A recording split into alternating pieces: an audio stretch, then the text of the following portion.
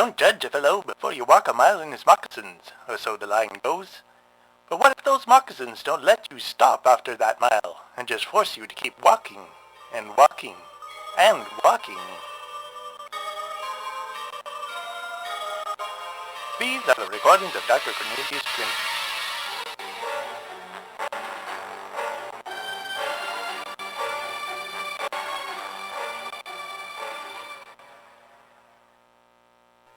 More traffic lights have gone up around town as the numbers of automobiles continues to climb.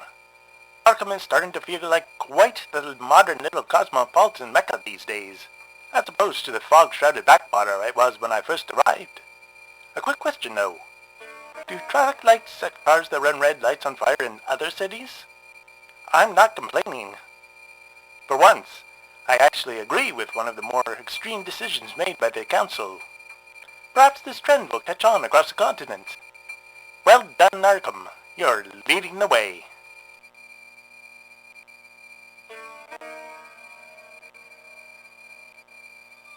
Well, my approval of the town council was short-lived. It seems the council has given the go-ahead to the Arkham Police Department to allow fistfights between citizens to continue, rather than breaking them up. The council could have issued a bylaw requiring the police to break up the fight and make the participants air out their grievances in an orderly and adult manner. They could have asked the adversaries to shake hands and part while experiencing the joy of renewed friendship and brotherhood. But no. The council instead decided to let the fisticuffs fly. Not only this, but they have authorized police to take bets on the winner, taking a cut of the winnings for itself. I swear, town council is going to tax us all to death. I have considered investing my money to have it work for me and grow, rather than just sitting there in the bank like a lazy lump. But I fear I know nothing about the financial world other than it exists and is quite possibly a magnet for men who wear blue shirts with white collars. I went and had a quick chat with a local financial advisor, a fellow by the name of Tuesday Friday. He was a thin fellow with sallow yellow cheeks and bugging bloodshot eyes. While we spoke, he continuously drummed his fingers on his cherry wood desk and repeatedly said, "What do you think of that, Jack?" as a kind of exclamation point to the sentences he spit in my direction. I had him explain the general gist of the investment game to me, but I'm afraid I came away even more confused than when I went in. I was drowning in terms like asset-backed securities, asset classes, bear markets, blood packs, defined benefit plans, unavoidable firstborn child clauses, initial public offerings, mandatory succubus seed extractions, and on and on. I was also drowning in the spit that came flying across that cherry wood desk. Tuesday Friday really put some effort into pronouncing his plosives. Mr. Friday sent me home with a pamphlet that he hands out to all investment neophytes. But I have to say, I really don't see how this silly thing is supposed to clarify matters. I'll read just a small section of it to give you an idea of what I'm dealing with. Consider a man. He is an old man. An old man who carries regrets like a farmer carries kittens in a bag as he makes his way to the river. The old man wants to jump, but his legs no longer have any spring in them. He wants to sing, but his lungs are withered like grapes left on a vine. He wants to run, but his feet now weigh 1,000 pounds each and his legs don't have the strength to pick them up off the pavement. But now, the old man is given one last burst of youth. Gravity is no longer his enemy. His feet kick up almost of their own accord and he runs, no, gallops through fields, like a mustang that has never known offense, only the wind and freedom. Fly, old man, leap, laugh, and reach for the sun itself, for it is there, oh yes, there, in the very heart of the sun, where you will find a version of yourself that will forever defy time. Financial advisor fees can range between 2% and 15% per year. I don't... Is this advice?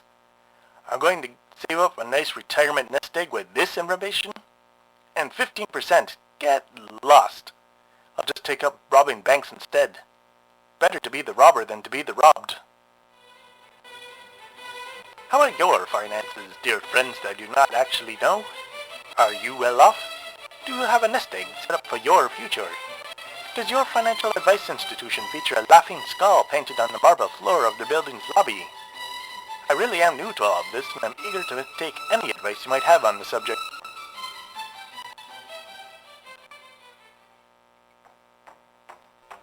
Miss Commonprance showed up at my house yesterday evening, unannounced. Just barged right in, although she did take a moment to wipe snow off the bottom of her boots. She then proceeded to stomp her way through the ground floor, demanding all the while to know why I had been avoiding her as of late. Or, to state it in her colorful vocabulary, she had a beef with all the baloney I'd been slinging in her lap. She had a hunch that I had another bim stashed away, and if I didn't come clean, she'd punch me right in my beezer. I hope a beezer is a nose or an eye and not something else. She wasn't going to be another dumb Dora who carries a torch for a wrong number. Do keep in mind, I was trying to translate all of this while chasing her around the ground floor. In particular, I was trying to steer her clear of my study, where Miss Weedamoo and I had all of our research materials laid out, as well as Miss Weedamoo herself. Miss Weedamoo is most assuredly not my bim, yet is certainly an unattached woman, and a good-looking one at that, alone in the house of an unattached man. I tried to entice Miss Commonprance back into the kitchen for a cup of hot chocolate and a discussion about her concerns, but she wasn't having it.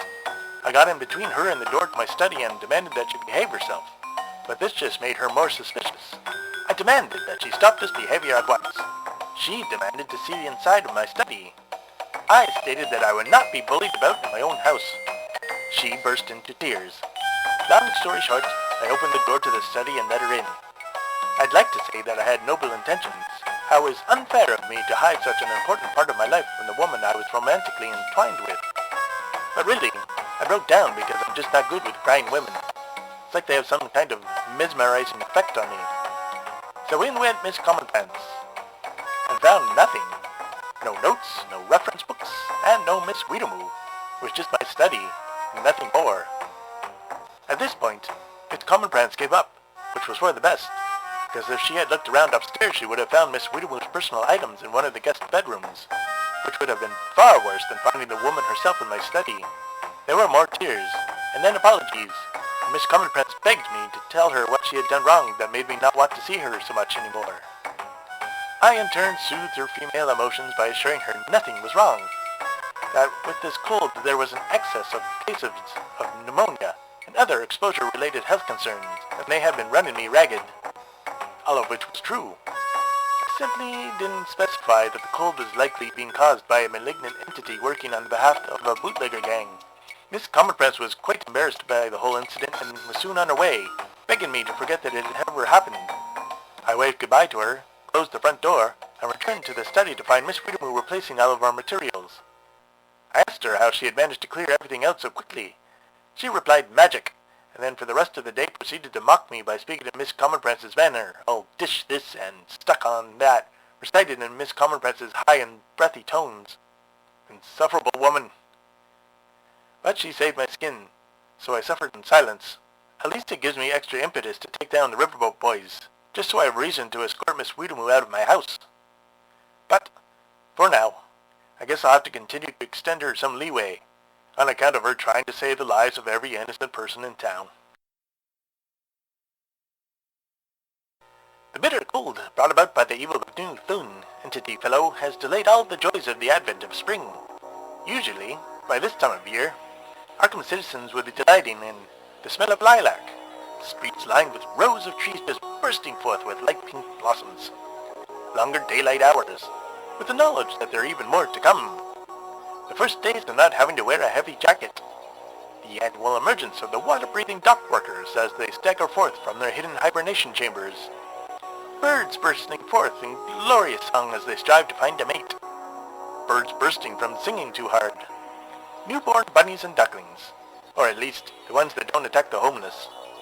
The first of fresh produce on market shelves after a winter of eating preserves. Flowers shyly opening their drowsy heads to greet the warming sun. Of course, some of the flowers in the area of Arkham shout some hateful things, but for the most part, they're quite lovely. Except the petunias. My goodness, they're racist. The ability to open the windows and let in some fresh air. Assuming, of course, that your house will allow this. Speaking of assumptions, I just realized that I am assuming that Bugnu Thun is evil and means us harm. What if he's just a happy-go-lucky type of giant that just accidentally happens to exude waves of excruciating cold? Then again, he did help to violently wipe out one of the bootlegging gangs here in town, so...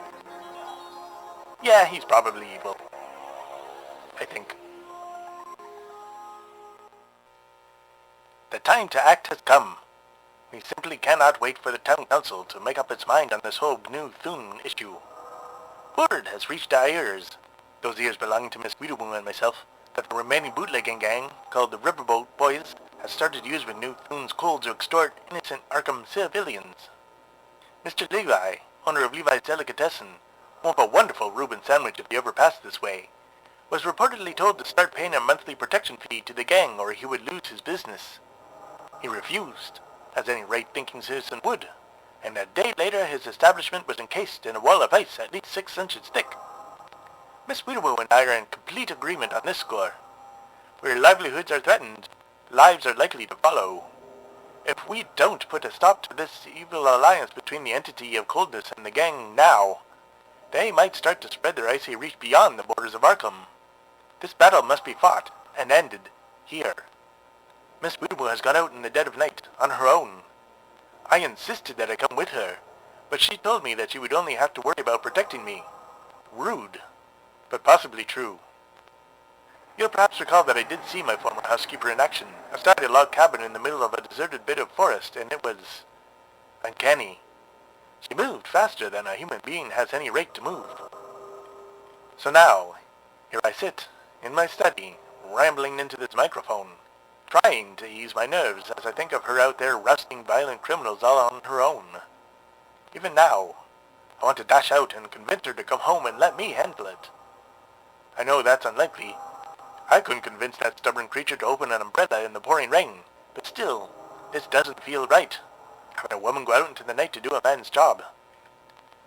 Perhaps even worse. She recommended that I prepare my office for emergency intakes of gangsters that would not be willing to go to the hospital. She also suggested that I be less than gentle in treating them until they coughed up information regarding how they contact this new Thun, or even better, how to banish him back from whence he came.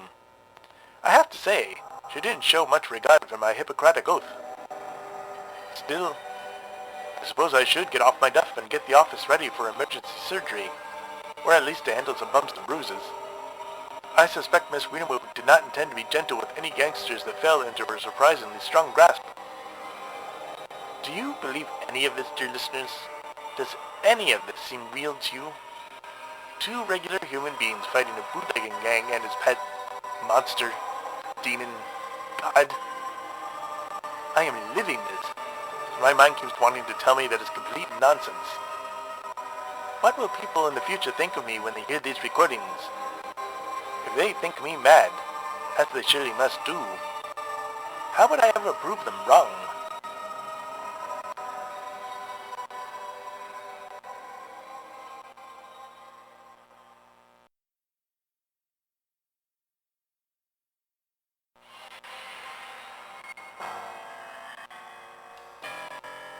Overnight for Observation is created by Daniel Fox.